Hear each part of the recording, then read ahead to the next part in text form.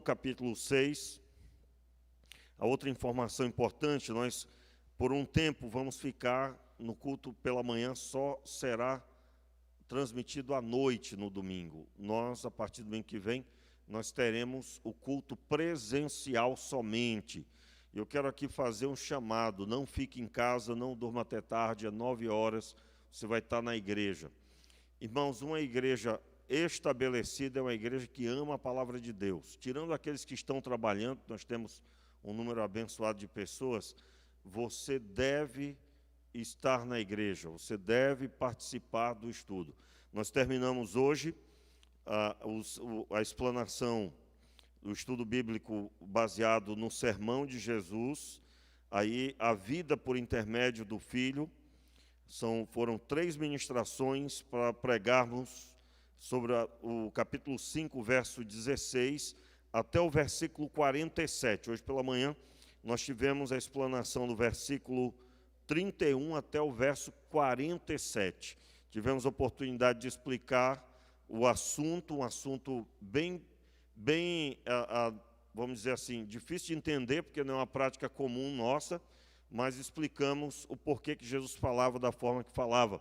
E é muito importante, irmãos, nós recebermos o ensino da palavra, e que Deus abençoe você, que você saia inspirado por Deus para estudar a Bíblia. Você deve ter a prática de ler a Bíblia todos os dias, mas em especial com o objetivo de conhecer a Deus. Você sabe que tem uma diferença. Aliás, hoje pela manhã eu encerrei falando sobre isso. O próprio Jesus falou para os líderes religiosos que queriam matá-lo porque ele curou um homem no dia de sábado. Ele disse: olha, vocês observam as Escrituras porque vocês entendem que nelas vocês terão vida eterna. Mas eles estavam diante do autor da vida e eles não reconheceram isso. Então eles liam a Escritura, mas não conseguiram ver na Escritura a palavra de Deus apontando para o Messias e como ele seria. Eu quero dar destaque que isso pode acontecer ainda hoje. Quando você lê a Bíblia e no final você diz: hoje eu já li a Bíblia. Se você está tranquilo porque você já leu a Bíblia, mas você não tem uma chama no coração que queima para a glória do Senhor, você está em uma caminhada complicada. E eu quero entregar essa palavra para você e convocar você para buscar a Deus visando conhecê-lo.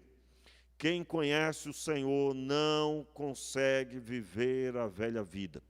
Não consegue. Essa pessoa vai caminhar, como diz o salmista, como a corça. E a corça, a característica dela é que ela viaja longas distâncias, subindo montes, descendo montes, porque ela sente, ela percebe a direção que a água está. Na verdade, o termo que é utilizado é que ela cheira, ela sente o cheiro da água. Claro que no instinto do animal, ela sente o cheiro das águas, então ela percorre longas distâncias até chegar. E para isso ela sobe montes, desce montes, e ela encontra água. Isso só é possível porque ela sabe a direção que a água está. Essa é a visão de Deus para você em relação a Deus. E para buscar ao Senhor, meus irmãos, nós vamos ter que subir montes.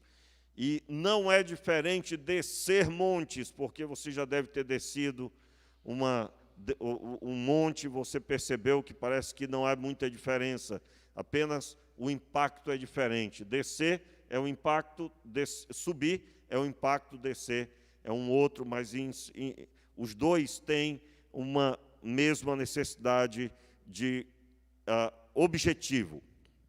Vamos então ler a palavra, a ministração de hoje à noite.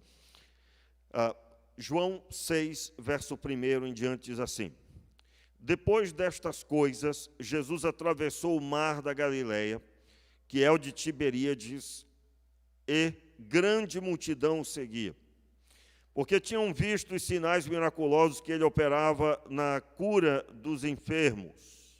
Então Jesus subiu a um monte e assentou-se ali com seus discípulos. A Páscoa, a festa dos judeus, estava próxima. Jesus, erguendo os olhos e vendo uma grande multidão que se aproximava, disse a Felipe: onde compraremos pão para toda essa gente comer? Ele perguntava isso somente porque para o testar, pois já sabia o que ia fazer. Respondeu Felipe: 200 denários de pão não bastaria para que cada um destes recebesse um pedaço. Repita aí comigo, vamos ler de novo, versículo 7.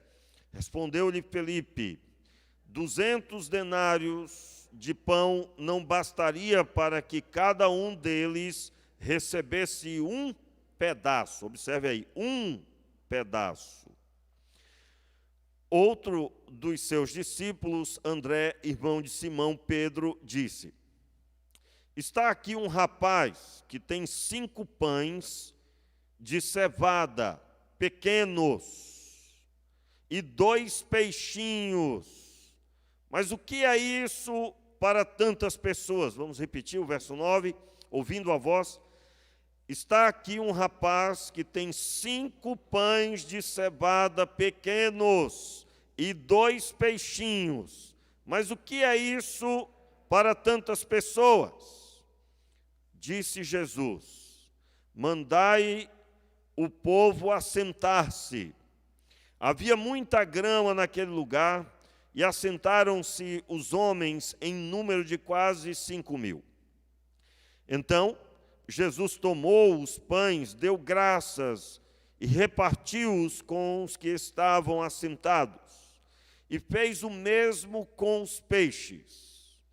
Quando estavam saciados, ele disse aos discípulos: recolhei os pedaços que sobrava, para que nada se perca. Recolheram-nos e encheram 12 cestos de pedaços. Vamos reler aí o verso 13, eu gostaria que você ouvisse a sua voz. Recolheram-nos e encheram 12 cestos de pedaços dos 5 pães de cevada que sobraram aos homens que haviam comido. Vendo os homens o milagre de Jesus, que Jesus fizera, disseram: este é verdadeiramente o profeta que havia de vir ao mundo.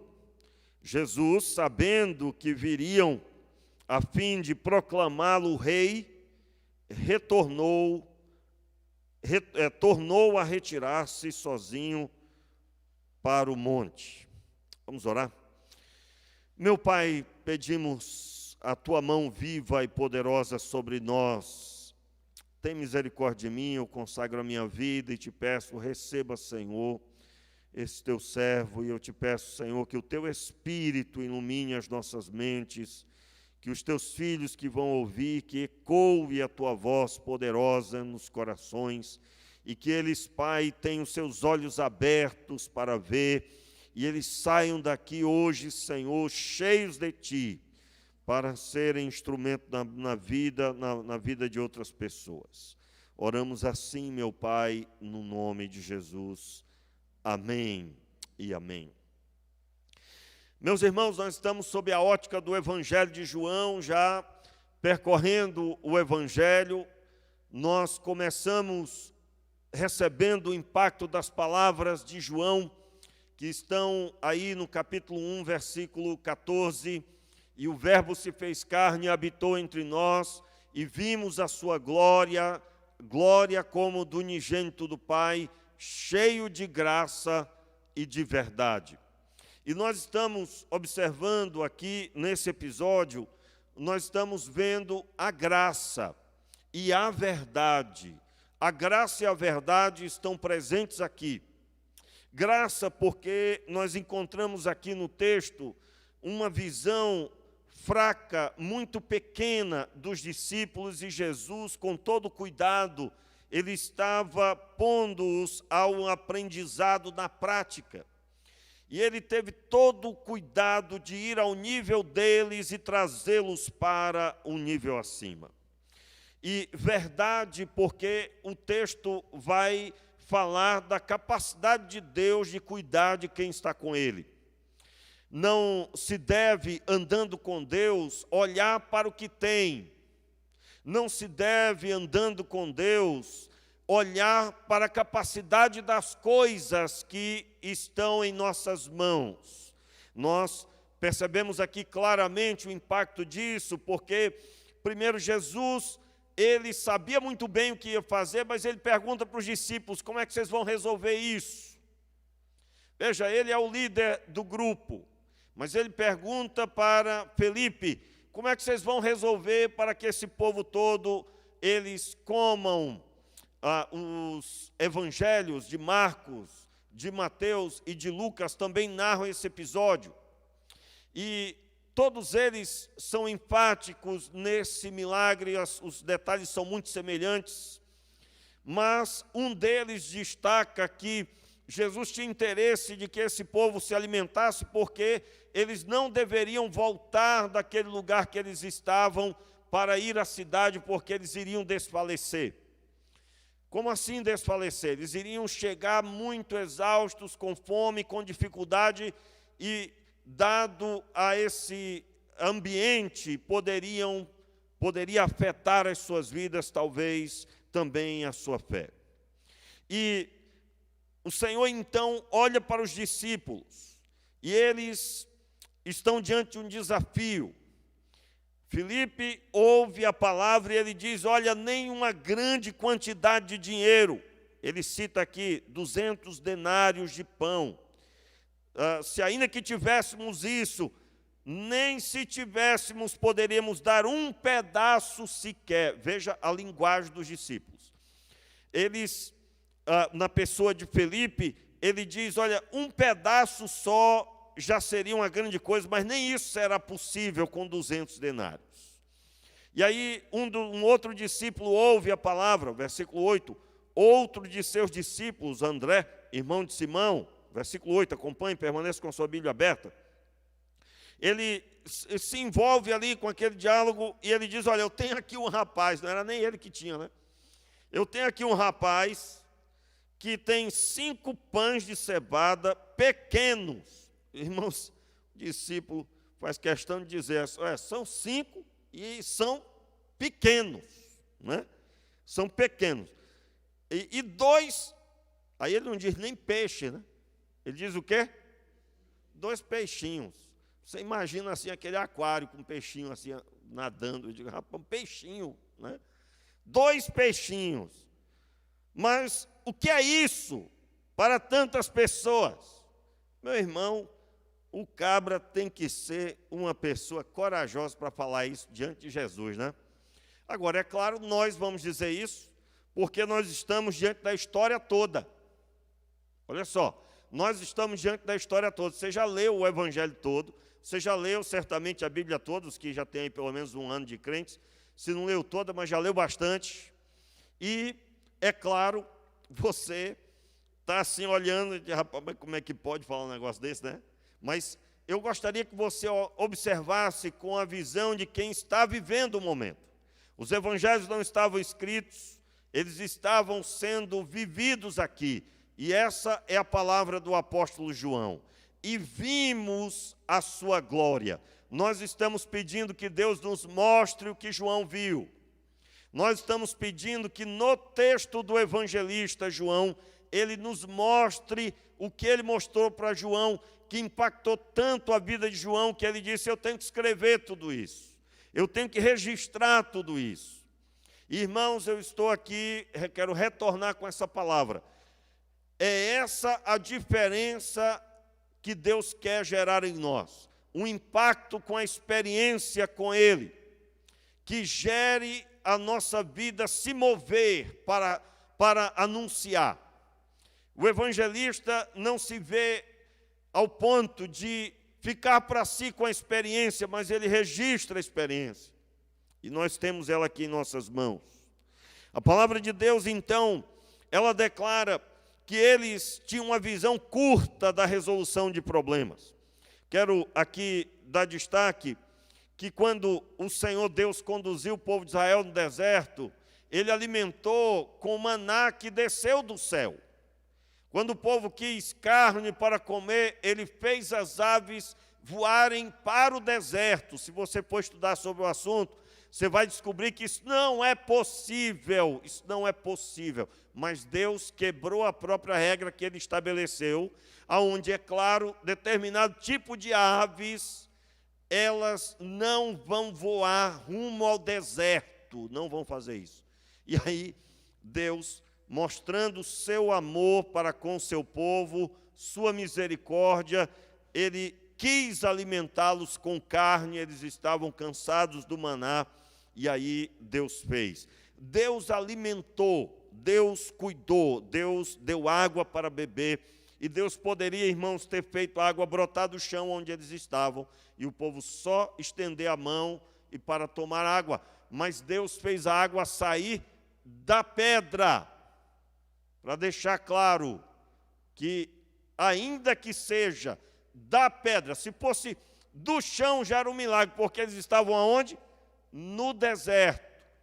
No deserto. Você tem como encontrar água no deserto?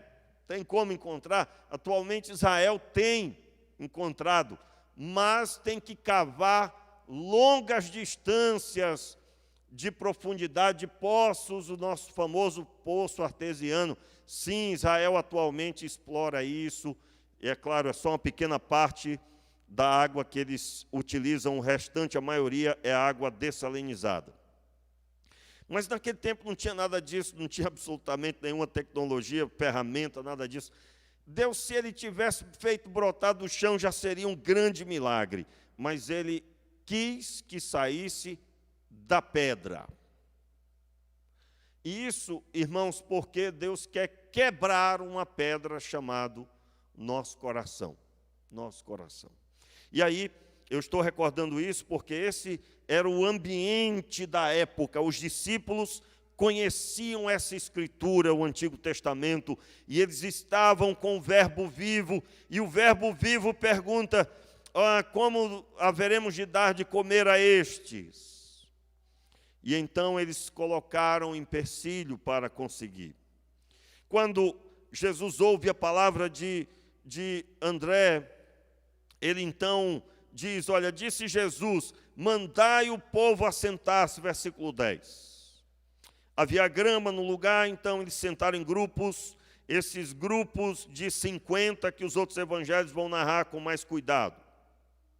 O versículo 11 declara, leia comigo, então Jesus tomou os pães, deu graças e repartiu-os com os que estavam assentados, e fez o mesmo com os peixes. O entendimento aqui é que, literalmente, conforme retirava do grupo dos poucos que tinham, mais aparecia. O texto bíblico destaca que, no verso 12, quando estavam saciados, ele disse aos discípulos, recolhei os pedaços que sobraram, para que nada se perca. Entenda, Jesus, por um momento, ele estava com alguns pães e 2 peixinhos, 5 pães, 2 peixinhos, e agora tem uma grande quantidade de pedaços que sobraram desses 5 pães. Então, entenda bem, Deus pega, o Senhor Jesus pega a capacidade que há, e Ele multiplica de tal forma que isso vai a sobrar depois. E o texto declara então, olha só, o versículo 13, recolheram e encheram 12 cestos de pedaços dos 5 pães de cevada que sobraram aos que haviam comido. Então, observe, quantos cestos sobraram? Quantos? 12. Quantos discípulos eram? 12.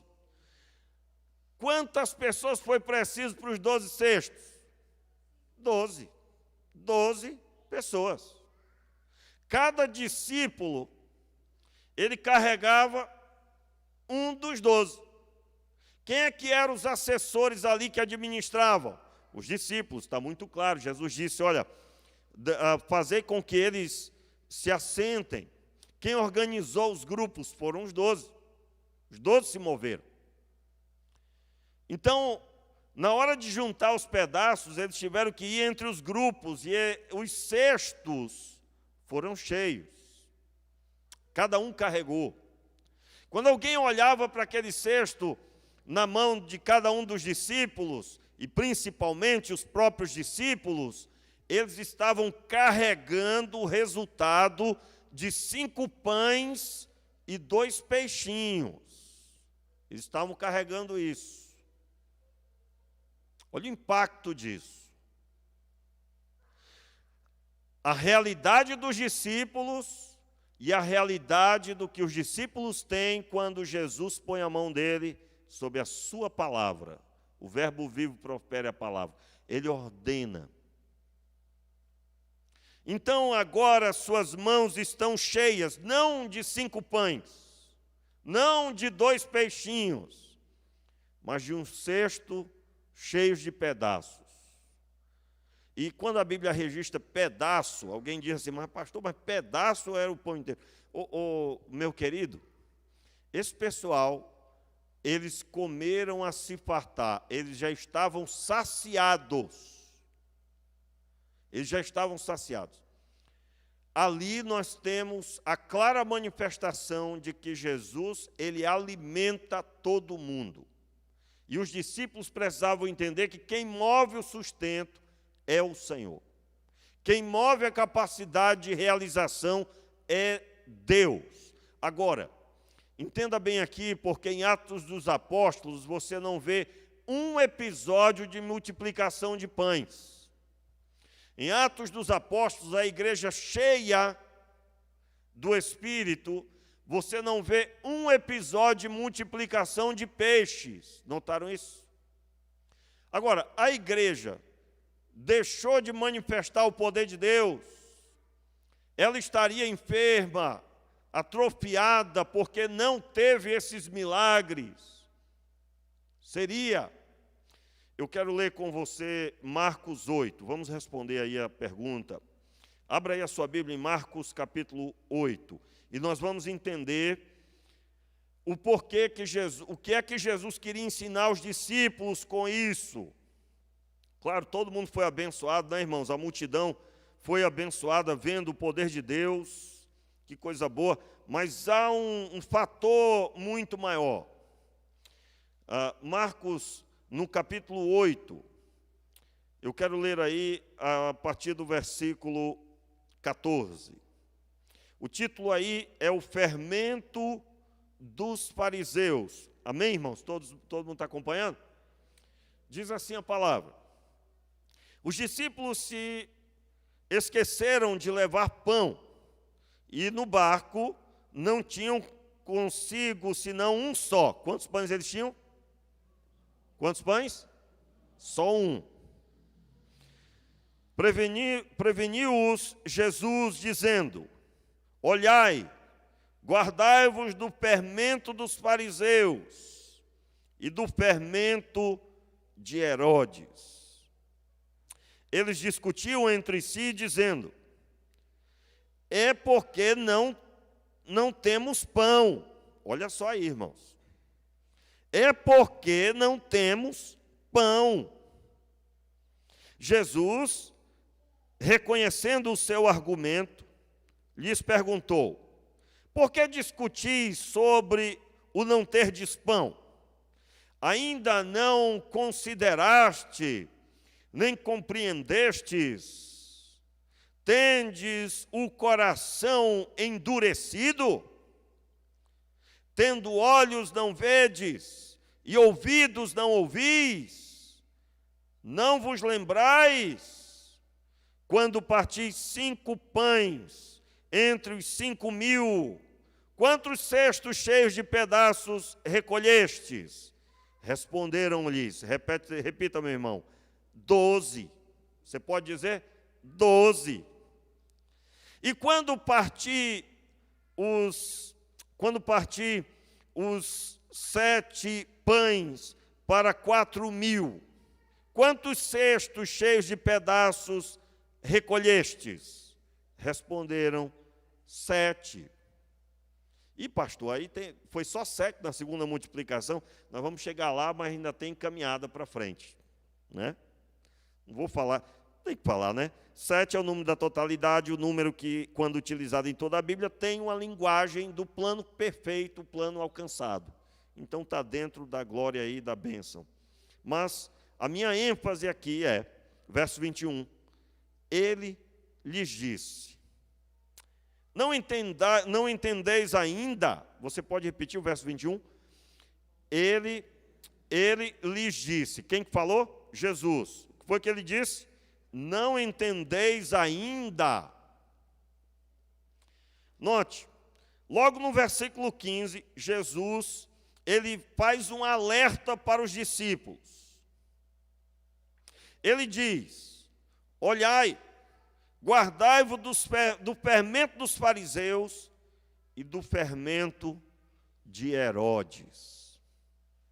E aí os discípulos falavam de quê? Sobre pão. Olha, eu acho que é porque não trouxemos pão. Irmãos, esse texto aqui eu considero uma das piadas no que diz respeito a alguém. Jesus está falando de um assunto, e os discípulos estão dizendo, quem sabe um dizia para o outro, rapaz, você chegou tarde da padaria. Você chegou tarde e acabou o pão todo, você não trouxe pão, e agora? Nós estamos aqui dentro desse barco, um pão só. Só discípulos são 12, um pão só. Olha o assunto dele. Irmãos, e Jesus pegou na orelha deles, por quê? Porque Jesus tinha falado um assunto seríssimo. Jesus tinha dito assim, vamos ficando esperto, vamos acordando aí, porque eu não quero ninguém aqui sendo religioso como os fariseus. E nem sendo uma pessoa confiada em sua autoridade sobre os outros, como Herodes. Aliás, irmãos, é claro, é muito vasto falar de Herodes, porque Herodes, ele era uma pessoa extremamente devassa, os pecados de Herodes eram uma coisa nojenta de se falar. Herodes era uma pessoa complicadíssima, e Jesus fala com os discípulos assim, vocês não vão se tornar embebedados, sem saber o que estão fazendo, e estão em rota de colisão com Deus. Os religiosos e Herodes. Herodes, meus irmãos, ele teve, é claro, o seu galardão na hora certa. O próprio Deus cuidou disso. Mas a minha ênfase aqui é que Jesus estava falando sobre o cuidado da vida espiritual. E o que eles estavam falando? O que eles estavam falando, irmão? Estou perguntando para você. Sobre pão. Porque não temos pão. Ô, Pedro, brincadeira, hein, Pedro? Mas você que é o que mais fala do grupo, devia parar um pouco de falar e se preocupar com pão, para não deixar faltar pão. Agora o mestre vai pegar na nossa orelha. Agora nós vamos ouvir. E aí Jesus diz assim para eles, em outras palavras, vamos aqui traduzir um pouco. Quer dizer que vocês estão pensando que eu estou falando de pão. Mas o que foi que aconteceu quando tinha poucos pães para alimentar muita gente? Não foi resolvido? Quantos cestos de pedaço sobrou? 12. Jesus pergunta para os discípulos. Interessante, não, hoje eu já ouvi cursos, né, de negócios falando sobre a palavra de Jesus e também as técnicas de diálogo de ensino, onde você tem que fazer perguntas para as pessoas que você está ensinando. Jesus é um dos grandes exemplos utilizados, inclusive, no meio corporativo para ensinar isso. Eu me lembro do tempo da Xerox, a empresa, eu nem sei se isso existe ainda, mas eu acredito que sim, ou não, né? Nunca mais vi. Mas eu me lembro, num tempo eu me converti e já tinha, naquele tempo, um curso que na época seria aí, hoje talvez, uns 10 mil reais, e um amigo meu que trabalhava lá fez esse curso, e ele me mostrou todo o material, e era praticamente, quase todo ele, firmado em princípios da Bíblia. Então, aqui, Jesus pergunta aos discípulos, ele fez eles se moverem, a mente deles funcionou. Ele pergunta para os discípulos, quantos cestos sobraram? 12. E na segunda multiplicação, quantos cestos sobraram? 7. Irmãos, os discípulos eram para estar falando sobre a falta de pão. Jesus estava dizendo assim, eu estou falando de um assunto sério, seríssimo, não estou falando de pão para comer, porque isso aí é fácil de resolver. Isso aí é fácil de resolver. Quero lembrar, irmãos, que um dos evangelhos narra quanto tempo o povo estava. Já fazia 2 dias e meio que estavam ouvindo Jesus no deserto, naquele lugar. Deserto não, chama deserto, mas porque está fora da cidade, num lugar deserto. Naquele caso não era deserto de sequidão, né? Mas o texto da palavra destaca que eles já tinham recebido o que é muito caro. O que é? A palavra. Pastor, mas é a coisa mais fácil que tem a palavra.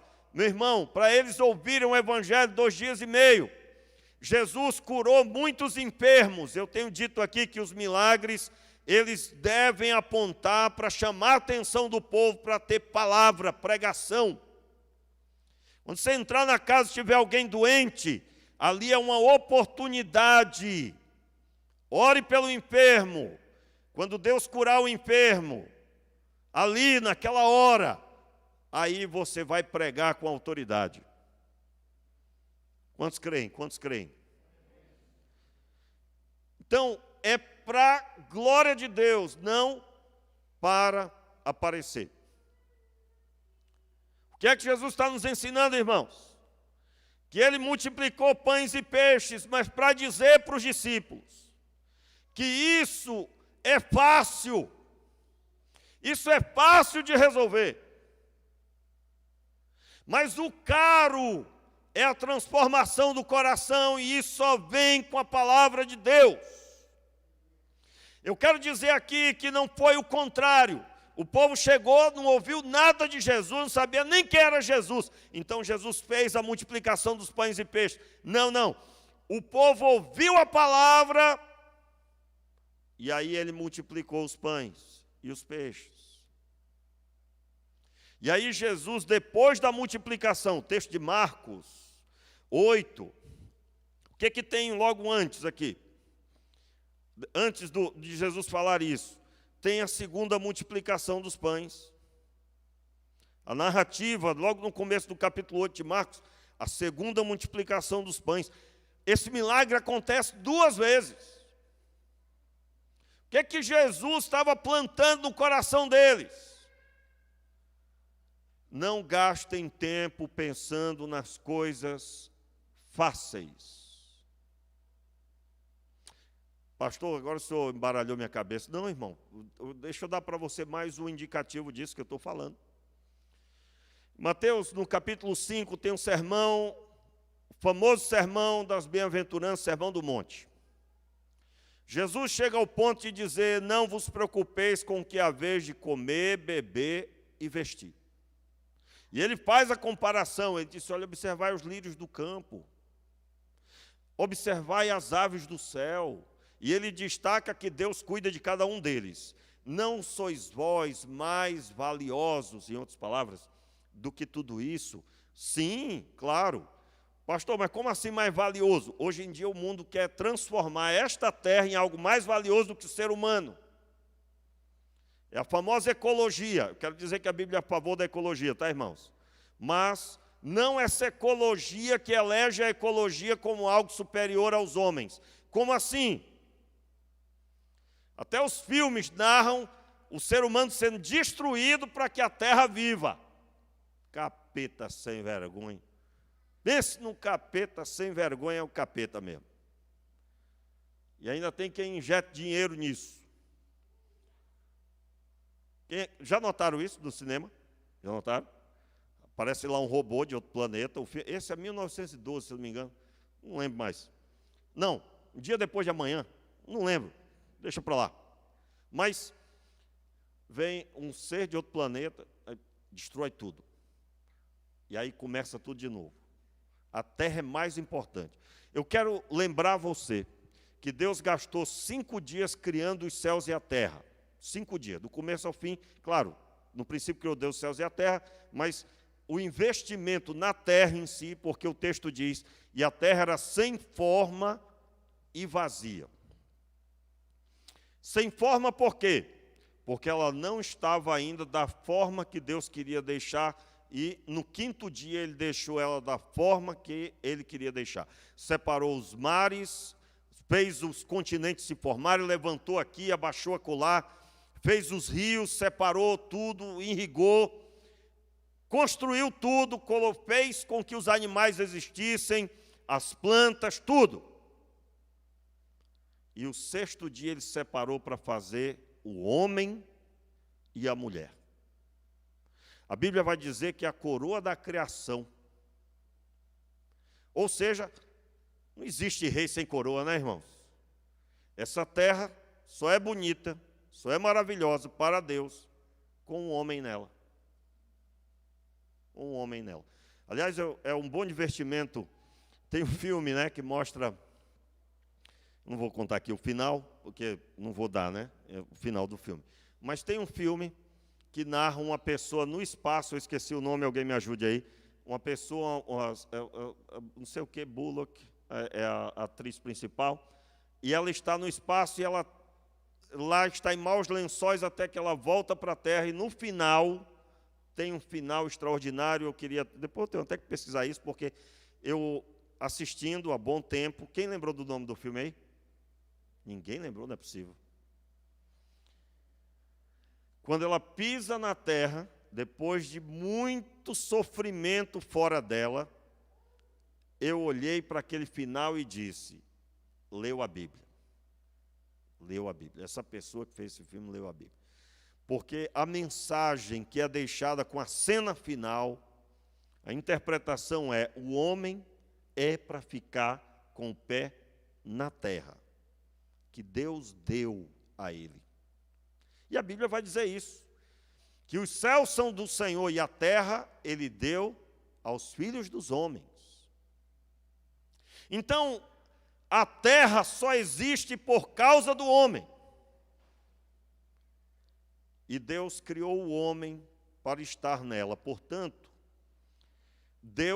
Jesus, quando estava multiplicando os pães, quando estava lidando com as multidões e multiplicando pães e peixes, Jesus estava colocando em ordem na mente dos discípulos. O mais importante que está acontecendo não é os pães que nós estamos multiplicando, mas é o ensino que eu estou deixando gravado no coração de vocês. É o entendimento de que estas coisas são fáceis de resolver, e o próprio Deus já criou um sistema onde o homem será amparado. Deus vai amparar você, diga amém, eu recebo. Irmãos, em nome de Jesus, que Deus enche o seu coração com essa palavra. Eu estou falando de uma palavra tão impactante, de que você não vai mais conversar com Deus sobre pão para comer, porque você entendeu que isso é coisa pequena. A coisa maior que tem para Deus é Deus transformar o seu coração aí, você dá lugar para as coisas espirituais. Cuidado com o fermento dos fariseus. Como é que estavam os fariseus, irmãos? Os fariseus estavam brigando por coisas que a Bíblia não fala. Estavam elegendo mandamentos que a Bíblia não diz. Eles elegeram coisas que Deus nunca levantou. Incrível como hoje em dia é do mesmo jeito. O nosso assunto, meus irmãos, é a palavra de Deus. Nós devemos ouvir a voz do Senhor. Mas até hoje, você encontra quem o culto todo está preso aos problemas, está preso ao pão para comer. O assunto é pão para comer. Quando que vão orar para que eu seja abençoado? Quando que eu vou receber essa bênção, pastor? Meu irmão, essa bênção que você está pedindo, isso é coisa boba para Deus. Isso é coisa, um estalar de dedo ele faz. Mas mudar corações requer 3 anos e meio com Jesus, no caso dos discípulos. Por que Jesus ficou tanto tempo com os discípulos de manhã, de tarde e de noite? Porque a grande obra era conviver no dia a dia e transformar isso em uma realidade na vida dos discípulos. Eu quero dizer para você que lê pouco a Bíblia. Meu irmão, você precisa buscar mais, você precisa estudar mais. Na primeira vigília que nós tivemos, irmãos, parecia um culto de domingo, tinha mais gente do que tem hoje aqui, se eu não me engano. Na segunda vigília, tínhamos 15 pessoas. Uma das coisas que nós vemos, já percebemos que temos aqui, nesta cidade, as pessoas gostam de novidade. E se você cria cultos, cria formatos, cria situações, todo mundo vai durante um tempo, todo mundo se anima. Isso eu já constatei ouvindo outros pastores. No entanto, quando a pessoa percebe que vai ser a mesma coisa da última vez, ela desanima. Na linguagem de quem desanima. Quando que nós seremos curados? Quando nós entendermos que o que tem de mais caro para Deus gerar na nossa vida é nós entendermos as coisas que nós devemos dar real valor, que é a mudança da nossa vida. Ele não veio para melhorar a nossa vida. Ele não veio para dar uma melhorada e você, então, agora que é crente, você tem uma família abençoada. Ah, pastor, eu me converti e Deus me deu uma família abençoada. Meu irmão, uma família abençoada, isso vem de quebra. Mas um pregador ungido, pregando e ganhando pessoas, isso só o poder de Deus. Só o poder de Deus. Conforme eu estava dizendo, Jesus, no Sermão do Monte, ele disse, não há vez de se preocupar com nada disso, não há vez de se preocupar com a vez de comer, beber ou vestir. Infelizmente, né, irmãos, tem gente que diz assim, viu, pastor, como na igreja não pode falar de dinheiro, né, aqui na igreja fala muito de dinheiro. Eu não estou sabendo que ninguém falou isso, mas né, se falou também, receba. Aí eu vou dizer para você, não entendeu nada, não entendeu nada. Oh, meu pai, não entendeu nada. Nós estamos falando, irmãos, da maior prosperidade que um crente vai ter. É quando ele sai para trabalhar e nenhuma oração dele se envolve mais. Aquela oração da pessoa com medo de perder o emprego. Aquela pessoa que vai sair, meu Deus, eu ouvi que a inflação vai subir. Eu ouvi que o Brasil vai ficar muito feio o negócio. Se você, por exemplo, viu um jornal de uma TV aí com uma bolinha, aí você vai querer se jogar de um prédio. Né? Eu quero lembrar aqui, irmãos, que Israel estava com 3 anos e meio de seca. E durante 3 anos e meio, Deus sustentou uma viúva e um profeta. Eu quero lembrar você aqui que Deus, já narrei hoje, o povo de Israel atravessou um deserto, bebendo água, comendo pão. E o pão não foi feito por padeiro nenhum da terra, foi feito no céu. A mensagem de Deus para nós é que nós não vamos andar preocupados com o que há vez de vestir, ou comer, ou beber. Mas isso é arrogância? Não! Tem algo superior que é o fermento dos fariseus, a religiosidade que não solta de jeito nenhum. A devassidão de Herodes que entrou em muitas casas. O interesse de mandar que nem Herodes mandava nas pessoas. E era uma pessoa extremamente arrogante, dura. Irmãos, quantas pessoas pensam em trabalhar na igreja, mas tem que ser como cabeça, se for como cauda, não. Isso é o fermento de Herodes. Isso é a desgraça que entrou nos corações. E aí Jesus falando com os discípulos, e ele diz, é pão, é pão, é pão, é pão. Mas como, meu Deus do céu? Meus irmãos, olhe para como está a sua casa. Observe como é que estão os seus filhos. Observe como está o seu casamento. E se você não tem casamento, como é que está também? Porque que negócio é esse? Que história é essa? Como é que está o seu namoro? Porque se você deixou o fermento dos fariseus entrar, você é um religioso. E só Deus para quebrar isso. Característica dessa pessoa, ela não ouve o profundo, o insondável de Deus, ela não ouve.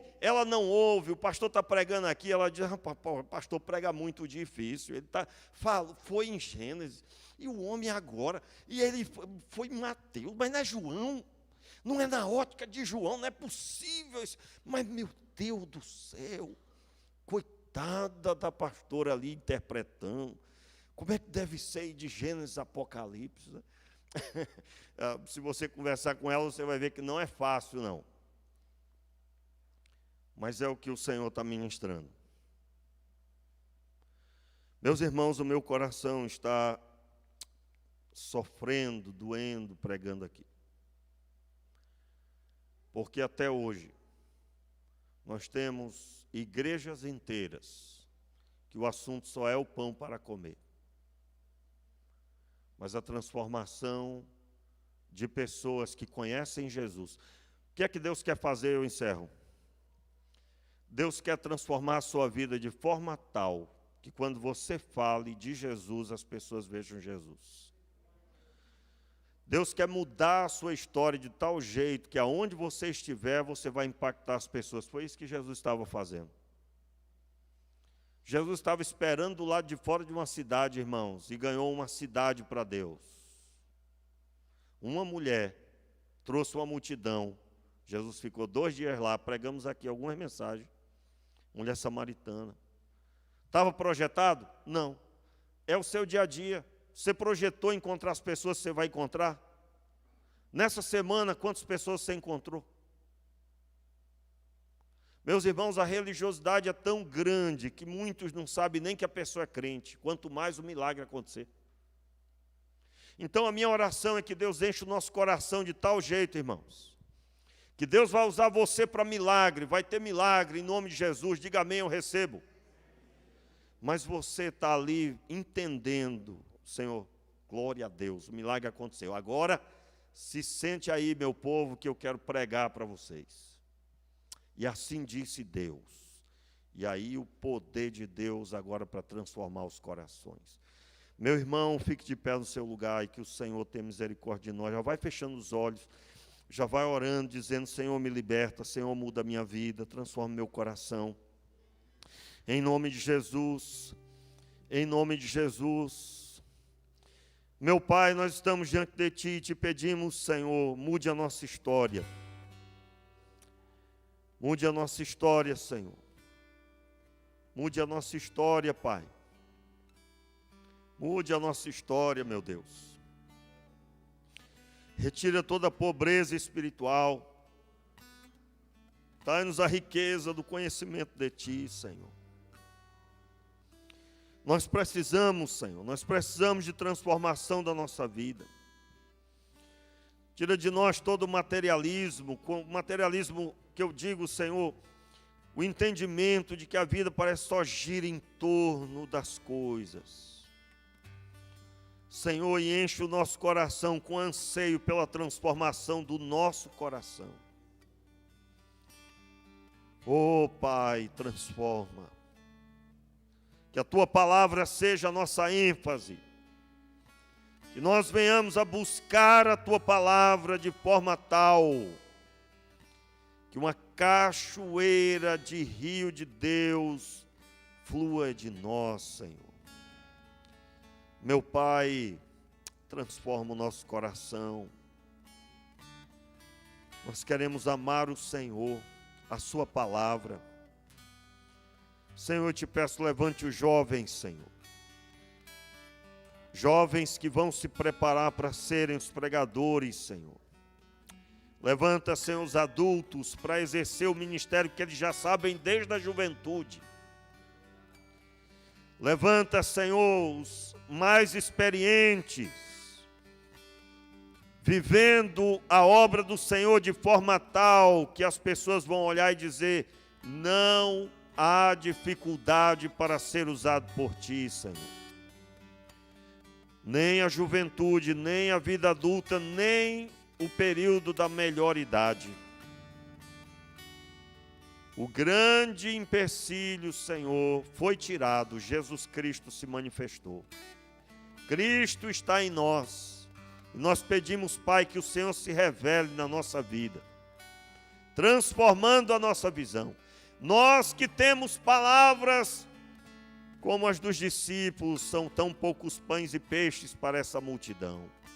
Nós que ainda nos envolvemos com coisas que o Senhor não mandou, tem misericórdia.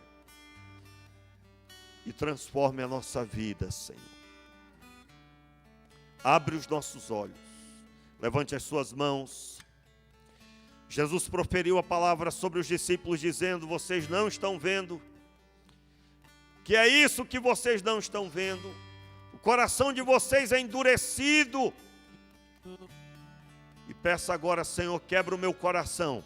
Você que está escondido aí, você que tem se escondido de Deus, Senhor Deus te chama hoje. Ele está te chamando a um concerto com Ele. A obra que Ele definiu para a sua vida, Ele não abre mão, é você. Então agora assuma o seu chamado. Assuma diante de Deus o que você sabe que Ele te chamou. De mãos erguidas, comece a se apossar, comece a dizer: eu recebo, eu assumo e te peço perdão, Senhor, por ter me escondido entre as árvores. Eu assumo novamente, Senhor. Eu assumo a postura, a posição que o Senhor me chamou. Em nome de Jesus. Seja agora o poder do Espírito agora renovando a sua vida. Seja renovada a tua mente. Seja tirado agora tudo que estava impedindo a sua visão espiritual. Sejam abertos os teus olhos agora. Em nome de Jesus. Tudo que estava tampando os teus ouvidos, seja arrancado agora em nome de Jesus. Em nome de Jesus. Seja agora o teu coração trocado agora. Seja trocado o teu coração. Coração endurecido seja arrancado agora. E seja posto agora um coração de carne. Um coração vivo. Um coração vivo em Deus. Receba agora em nome de Jesus. Em nome de Jesus, receba agora a transformação. Senhor, renova todas as coisas. Senhor, renova todas as coisas. Senhor, renova a unção no teu coração. Senhor, renova o poder do Espírito agora. E a palavra de unção que um dia existiu é renovada agora em nome de Jesus. Do teu interior fluirão rios de água viva. Tu voltarás a entregar a palavra no nome do Senhor. Em nome de Jesus, seja agora o mover do Espírito. Seja o mover do Espírito agora. Em nome de Jesus, seja o mover do Espírito agora enchendo o teu coração.